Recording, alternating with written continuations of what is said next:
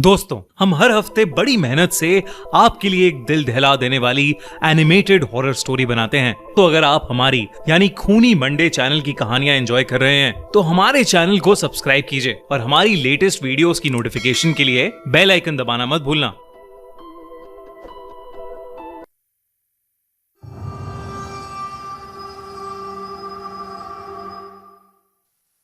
आज की कहानी हमारे सब्सक्राइबर साहिल के साथ हुई एक सच्ची घटना पर बेस्ड है। जब कोई लोरी गा के सुलाता था तो हमें बचपन में कितना अच्छा लगता था ना, पर यही लोरी अब मेरा सबसे डरावना ख्वाब है। हमेशा से नहीं, बस पिछले 1 महीने से। मेरा नाम साहिल है और मैं 25 साल का हूं। दरअसल पिछले महीने ऑफिस से छुट्टी लेकर मैं और मेरे 3 दोस्त चिराग, अरुण और समय मनाली गए थे। हमारा ऐसे अचानक छुट्टी लेना इत्तेफाक नहीं था। अभी कुछ 3-4 महीने पहले समय के छोटे भाई की मौत उसके स्कूल की ट्रिप पे किसी गाड़ी से टकराने की वजह से हो गई थी और तब से हर पार्टी की जान होने वाला, सबको हंसाने वाला समय सहम गया था। तो उसको और हमें पुराने समय की याद दिलाने की कोशिश में हम निकल पड़े मनाली की ओर। सब कुछ अच्छा जा रहा था। हम मनाली पहुंचकर बहुत सी जगहें घूमे और फिर तीसरे दिन हम अपनी गाड़ी लेकर खूबसूरत रोहतांग पास जाने के लिए होटल से निकल रहे थे। जब हमारे होटल के रिसेप्शनिस्ट ने हमसे कहा कि सर, आप कोशिश करना कि रोहतांग से 6 बजे से पहले वापस आ जाओ। जब हमने उससे इसका कारण पूछा तो उसने कहा कि रोहतांग का मतलब होता है वैली ऑफ डेथ, यानी लाशों का ढेर। उसने कहा कि यहाँ के लोकल लोग भी 6 बजे अपने घर के दरवाजे बंद करके अंदर चले जाते हैं, क्योंकि ऐसा कहा जाता है कि यहाँ कई 100 साल पहले जो भी रात में रोहतांग पास पर आता था वो अगले दिन कहीं वादी में मरा हुआ पाया जाता था। यहाँ के अथॉरिटीज उसको ठंड या एक्सीडेंट के कारण मौत बता देते थे, लेकिन लोकल्स का मानना था कि रोहतांग में एक मायावी साया घूमता है और ये उसी का काम था। हमारी उस होटल रिसेप्शनिस्ट की बात पर हंसी निकल गई। हम सब सोच रहे थे कि कितने ज्यादा टूरिस्ट यहां आते हैं और ये एकदम बेकार की फालतू कहानी है। इसलिए हम बेपरवाह होकर मनाली से रोहतांग पास के लिए निकल गए। हंसते गाते हम अपनी मंजिल पर पहुंच ही गए, रोहतांग पास। कुछ 4-5 घंटों के ट्रैक के बाद हम चारों ने लौटने का फैसला किया, क्योंकि अंधेरा भी बहुत हो गया था और धीरे धीरे धुंध भी बढ़ती जा रही थी।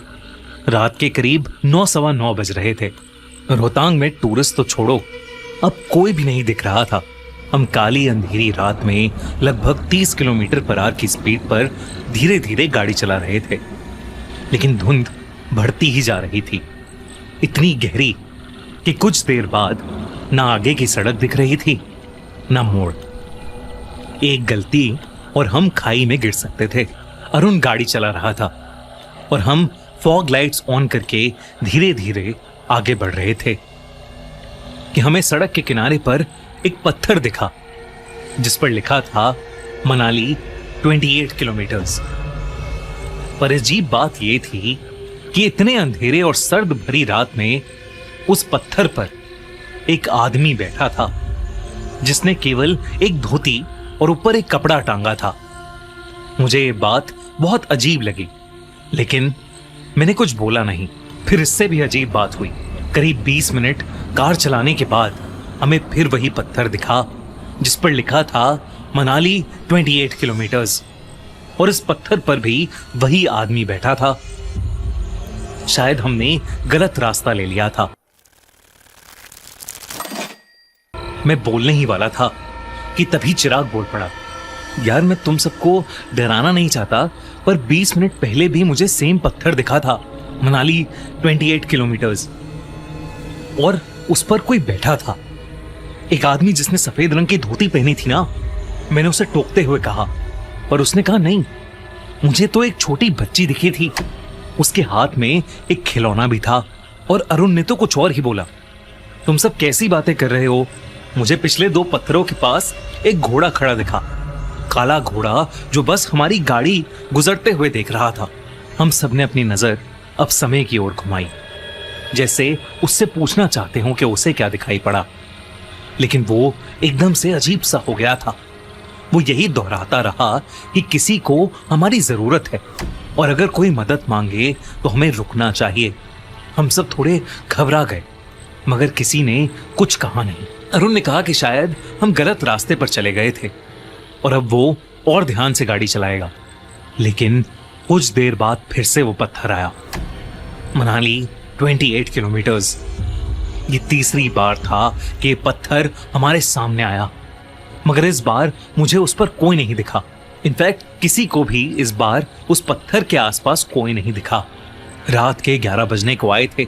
हम एक ऐसी माया में फंस गए थे जिससे हम बाहर नहीं निकल पा रहे थे और अब हमें उस होटल के रिसेप्शनिस्ट की बात याद आ रही थी। तभी अरुण ने गाड़ी चलाते चलाते बोला, सुनो दोस्तों, बाहर मत देखना, पर कोई हमारे साथ साथ चल रहा है, बस सामने देखते रहो।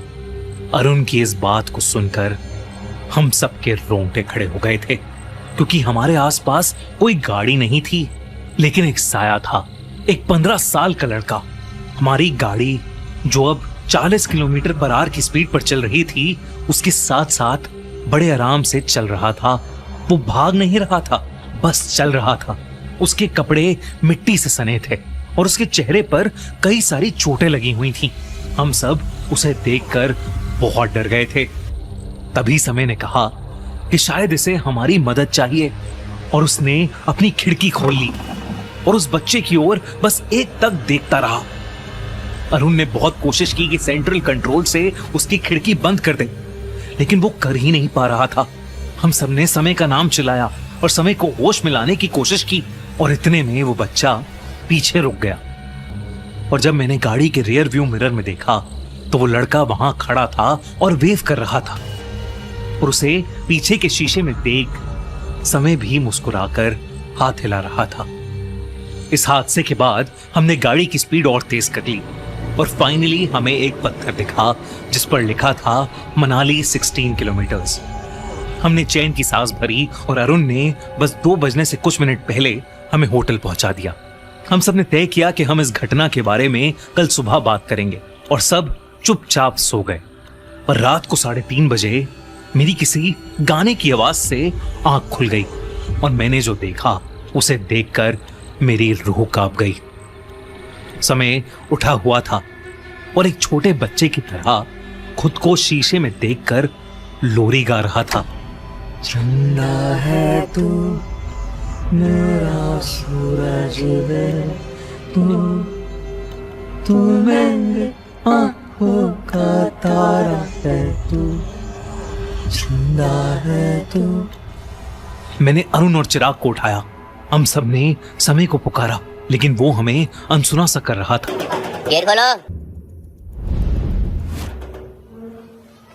ये नजारा हम सब के लिए बहुत खौफनाक था। शीशे में समय का चेहरा बेहद डरावना लग रहा था। लाल आंखें, गले पर कुछ निशान।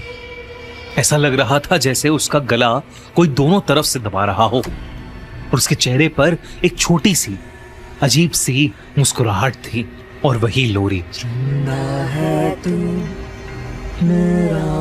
किसी के अंदर समय के पास जाकर उसे छूने की हिम्मत नहीं हो रही थी। हम सब घबराते हुए धीरे धीरे कमरे से बाहर जाने लगे।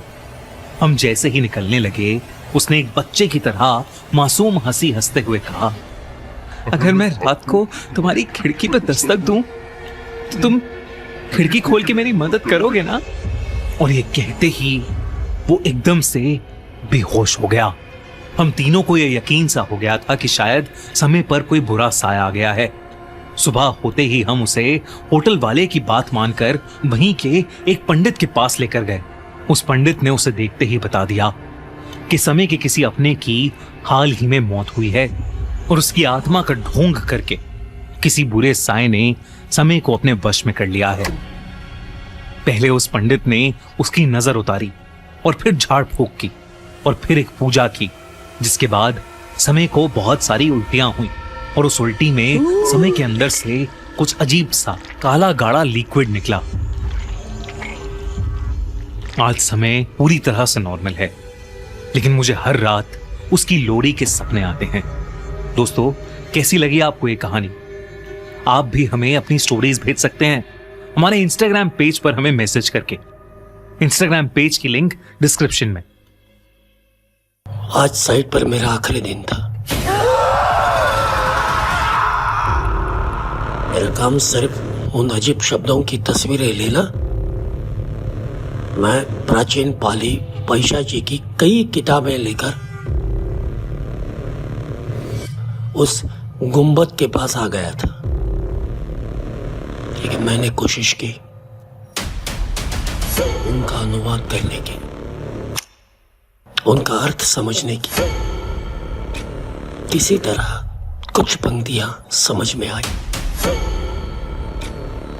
यह कोई प्राचीन कविता है या कुछ और?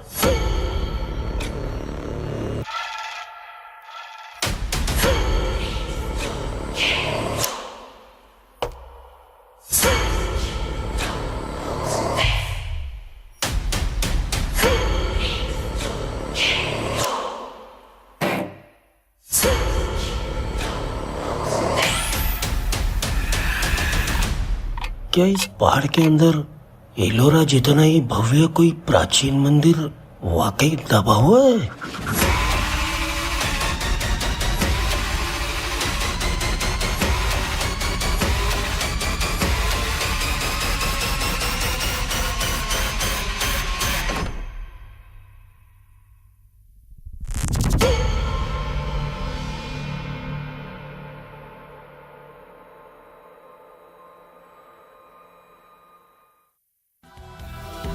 अगर आपको ये वीडियो अच्छी लगी तो हमारा चैनल खूनी मंडे सब्सक्राइब करना बिल्कुल मत भूलना।